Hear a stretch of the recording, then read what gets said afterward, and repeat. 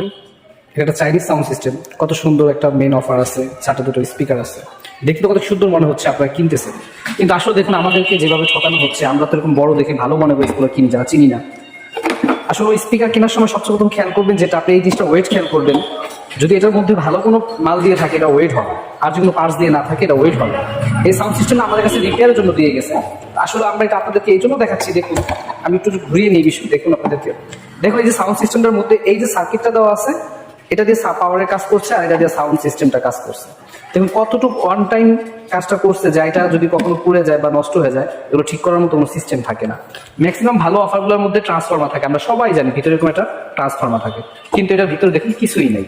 তারপরে অফার কেনার সময় খুব সাবধানে কিনবেন, ভালোটা দেখেই কিনবেন। এটা দেখাইছে এই জন্য যেন আপনারা বুঝতে পারেন কোন ধরনের অফার আপনারা নিতে পারেন।